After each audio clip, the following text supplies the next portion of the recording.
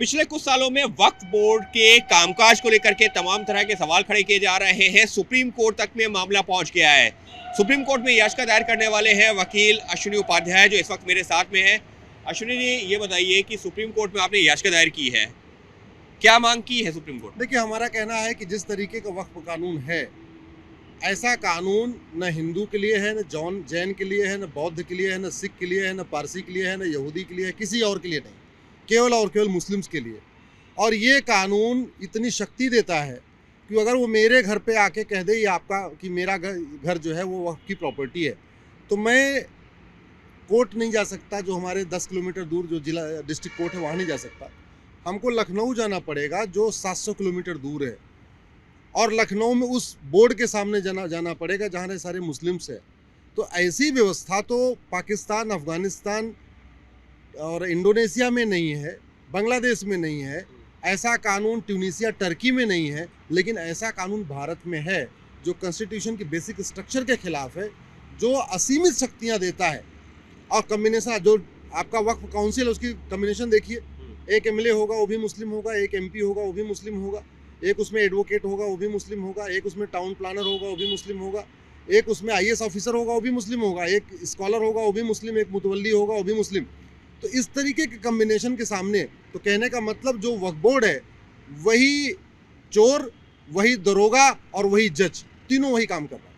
लेकिन वक्फ बोर्ड के लिए माना जाता है कि जो पुरानी ऐसी प्रॉपर्टीज जो कि जो है मुगल काल में या उससे पहले जो है मुस्लिमों के नाम थी, उनको संरक्षित करने की जिम्मेदारी वक्फ बोर्ड के पास होती है, लेकिन आप कह रहे हैं कि ऐसा नहीं है।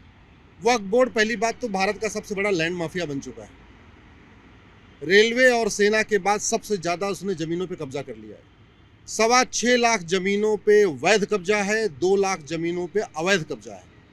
ठीक है। दूसरी बात ये, मुगलों के टाइम में तो मुगलों ने पूरे भारत पे कब्जा किया हुआ था, तो क्या हम वही चाहते हैं कि जो मुगलों ने पूरे भारत पे किया था, मुगलों के बाद ये वक्फ पूरे भारत पे कब्जा कर ले? ये वक्फ बोर्ड एक्सटॉर्शन का काम कर रहा है। ये आपके यहाँ जाएगा, आपको नोटिस भेज देगा कि जी आपका जो घर है ये वक्फ की प्रॉपर्टी है। अब आप क्या करोगे? सेटल करोगे काम को, भैया 2 लाख रुपए ले लो, 3 लाख रुपए ले लो, लेकिन नोटिस वापस ले लो। दूसरा, ये वक्फ बोर्ड कन्वर्जन का काम करा रहा है। आदिवासी एरिया में जहाँ पे दलित होते हैं, ट्राइबल्स होते हैं, उनको ज़्यादा नियम कानून नहीं पता, वो वहाँ पे सालों से रह रहे हैं, लेकिन उनके पास कोई डॉक्यूमेंट नहीं होता है। वहाँ जाके कहता है कि ये पूरा गाँव वक्फ का है। जब वो कहता है पूरा गाँव वक्फ का है, तो वो बेचारे घबरा जाते हैं। उनको कंडीशन क्या देता है? ये आप या तो कन्वर्ट हो जाओ, और अगर आप कन्वर्ट नहीं होगे तो ये सारी ज़मीन हम वक्फ की बना देंगे। तो एक तरीके से ये वसूली भी कर रहा है, एक्सटॉर्शन भी कर रहा है, लैंड ग्रैबिंग भी कर रहा है। लैंड माफिया भारत का सबसे बड़ा बन चुका है, और हिंदुओं के कन्वर्जन का काम कर रहा है ये। इसलिए मैं कह रहा हूँ ये कानून पूरी तरीके से कॉन्स्टिट्यूशन के बेसिक स्ट्रक्चर के खिलाफ है। ऐसा कानून, काला कानून आज तक कभी बना नहीं था, असीमित शक्तियाँ दिया है। ये तो वही काम कर रहा था जो बाबर, हुमायूं, तुगलक, गोरी, गजनी करते थे। मुगल काल में भी यही होता था, जहाँ उनके जो नवाब जाते थे वो कहते थे ये ज़मीन हमारी है, तो आपको उसी नवाब के सामने गिड़गिड़ाना पड़ता था, नहीं नहीं जी ये हमारी है। आज वही काम वक्फ बोर्ड के सामने करना पड़ेगा आपको, कि अगर वो कह दे आपकी ज़मीन, आपका घर हमारा है। मैं आपको दूसरा एग्जांपल देता हूँ। सुप्रीम कोर्ट को अगर वक्फ बोर्ड कह दे कि ये सुप्रीम कोर्ट वक्फ की ज़मीन है, तो सुप्रीम कोर्ट का रजिस्ट्रार बगल में पटियाला हाउस कोर्ट नहीं जा सकता, 30 हज़ारी नहीं जा सकता। सुप्रीम कोर्ट के रजिस्ट्रार को वक्फ बोर्ड के सामने जाना पड़ेगा। वो हाई कोर्ट को कह दे ये हाई कोर्ट वक्फ की प्रॉपर्टी है, तो हाई कोर्ट के रजिस्ट्रार कोर्ट में नहीं जाएगा, बल्कि जाके उसी बोर्ड के सामने खड़ा होगा, वहाँ गिड़गिड़ाएगा। और इतनी शक्तियाँ कि वक्फ बोर्ड डीएम को कह सकता है कि ये ज़मीन खाली कराओ, ये हमारी ज़मीन है। डीएम उसकी बात टाल नहीं सकता। तो एक तरीके से अपने आप में ये इंडिपेंडेंट गवर्नमेंट हो चुका है।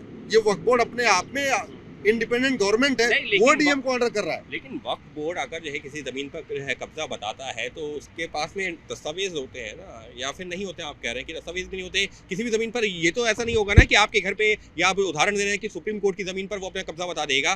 कोई दस्तावेज होंगे, कोई इतिहास में उसका जिक्र होगा, या कुछ तो डॉक्यूमेंट ऐसा होगा। नोटिस भेजते समय उसको कोई दस्तावेज दिखाने की जरूरत नहीं है। नोटिस भेजते समय केवल ये कहने की जरूरत है कि ये जो जमीन है ये जमीन वक्फ की है।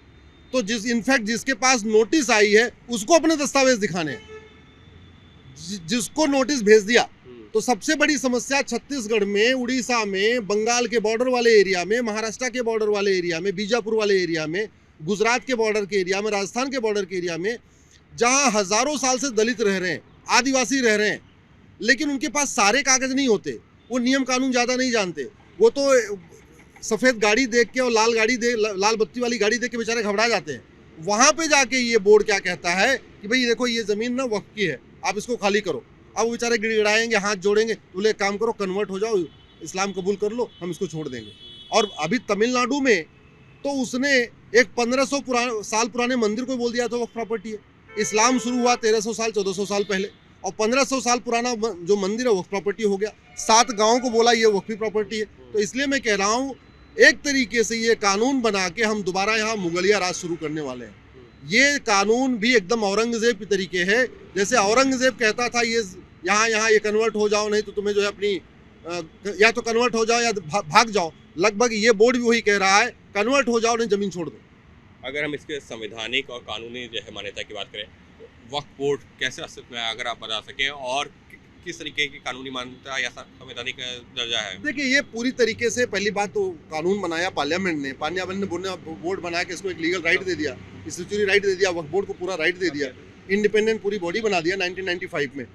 हमारा ये कहना है जब इस देश में संविधान है और सबके लिए कॉमन कानून है, लैंड डिस्प्यूट के लिए बाकायदा सिविल प्रोसीजर कोड है, जिला अदालतें हैं, तो अगर किसी को लगता है ये वक्फ बोर्ड की जमीन है तो डिस्ट्रिक्ट कोर्ट में जाएगा ना। आपने एक अलग से उसको वीवीआईपी ट्रीटमेंट क्यों दे दिया? एक आपने वक्फ बोर्ड बना के उसको इतनी असीमित शक्तियां दिया कि वो किसी के लिए जिम्मेदार नहीं, वो डॉक्यूमेंट दिखाने के लिए जिम्मेदार नहीं, वो नोटिस भेजने के पहले सर्वे करने के लिए उसकी कोई जिम्मेदारी अकाउंटेबिलिटी नहीं है, नोटिस भेजने के पहले क्या क्या उसको प्रोसीजर अडॉप्ट करना कानून में कहीं नहीं लिखा। तो वो मन चाहे जिसको चाहे, और यही हो रहा है कि ये वक्फ बोर्ड के जितने चेयरमैन होते हैं, उसके मेंबर हैं, ये बढ़िया मोटा माल कमा रहे हैं, मर्सिडीज से घूम रहे हैं, बड़ी बड़ी फैक्ट्रियां खोल रहे हैं, कुल मिला के ये जमीन लूट रहे हैं, वसूली कर रहे हैं, अवैध उगाही कर रहे हैं और धर्मांतरण भी करा रहे हैं। आपने सुप्रीम कोर्ट में भी याचिका दायर की है इसको लेकर के, क्या मांग की है? सुप्रीम कोर्ट में हमने ये कहा है कि महाराष्ट्र के 55 मामले सुप्रीम कोर्ट में आए हुए हैं। 55 मामलों में कहीं कहीं वक्फ बोर्ड हारा हुआ है, कहीं कहीं महाराष्ट्र की सरकार हारी हुई है। तो उसमें वक्फ बोर्ड के कानून का इंटरप्रिटेशन होना है। हमने सुप्रीम कोर्ट में याचिका दाखिल करके ये कहा है कि इंटरप्रिटेशन तो बाद में करो, पहले आप इस कानून की वैलिडिटी टेस्ट करो, ये वैलिड है या इनवैलिड है, ये लीगल है या इलीगल है, पहले ये टेस्ट होना चाहिए ना भाई। कानून का इंटरप्रिटेशन तो बाद की बात है, पहले कानून की वैलिडिटी टेस्ट हो। इसलिए कल सुनवाई है, कल हमने यही कहा है सबसे पहले आप हमारी याचिका सुन लो, क्योंकि अगर हमारी याचिका सक्सेस हो गई, जब ये कानून खत्म हो गया, तो 55 जो मैटर सुप्रीम कोर्ट के वो अपने आप खत्म। तो आपने किस आधार पर जो है इसको चुनौती दी है? देखिए पहली बात तो हमने कहा है कि आप इस तरीके का केवल एक समुदाय के लिए आप इस तरीके का बोर्ड नहीं बना सकते। जमीन का जो विवाद है वो डिस्ट्रिक्ट कोर्ट से ही हल होता है, आप एक समुदाय को अलग से बोर्ड बना के उसको अधिकार नहीं दे सकते। तीसरा, जहां जमीन का डिस्प्यूट होता है वहां सिविल प्रोसीजर कोड लागू होता है। सिविल प्रोसीजर कोड में बाकायदा डिफाइन है, नोटिस भेजना है तो क्या करना है, दो गवाहों के बयान होने हैं, एविडेंस होना है, सब कुछ होता है। तो उसको आप कोर्ट का दरवाज़ा नहीं बंद कर सकते। दूसरा, जो कॉन्स्टिट्यूशन है, राइट टू रिलीजन, आप हमारे मंदिरों को ये कह दो कि भाई ये तो वक्फी प्रॉपर्टी है, मंदिरों का डॉक्यूमेंट नहीं होता। मंदिर तो 1,500 साल, 2,000 साल, 3,000 साल पुराने बने हैं। हम कहाँ से कागज़ ला के दिखाएंगे कि मंदिर किसने दान किया, ये मंदिर किसने बनवाया, इस मंदिर में कौन कौन पुजारी था। आप अगर हमसे पूछो, हमारे लिए तो मंदिर के बारे में एविडेंस देना बहुत मुश्किल हो जाएगा, हज़ारों साल पुराने हैं। तो इसलिए मैं कह रहा हूँ ये पूरी तरीके से आर्टिकल 14 रूल ऑफ लॉ के खिलाफ है, राइट टू जस्टिस आर्टिकल 21 के खिलाफ है, राइट टू रिलीजन आर्टिकल 25 के खिलाफ है, जो right to manage maintain religious places होता है आर्टिकल 26 का जो फंडामेंटल राइट उसके खिलाफ है, और पूरी तरीके से डिस्क्रिमिनेट कर रहा है आर्टिकल 25 जो कह रहा है कि आप कानून बना के हिंदू मुस्लिम में भेदभाव नहीं कर सकते। ये तो भेदभाव कर रहा है, एकदम ओपनली भेदभाव कर रहा है। यानी साफ तौर पर सुप्रीम कोर्ट में याचिकाकर्ता अश्विनी उपाध्याय का ये कहना है कि वक्फ बोर्ड को जिस तरीके से कानूनी मान्यता दी गई वो पूरी तरीके से असंवैधानिक है। इतना ही नहीं, वक्फ बोर्ड के जो कामकाज को लेकर के कई तरह के सवाल उठा रहे हैं अश्विनी उपाध्याय। मामला सुप्रीम कोर्ट में भी लंबित है, लेकिन उनका ये कहना है कि वक्फ बोर्ड जिस तरीके से गैर कानूनी तरीके से ज़मीनों पर कब्जा कर रहा है वो निश्चित तौर पर एक चिंता का मुद्दा है, और इसी वजह से मामला सुप्रीम कोर्ट तक पहुँच चुका है। सहयोगी कैमरा पर्सन सुजीत सामल के साथ अंकित गुप्ता, ABP न्यूज़, दिल्ली।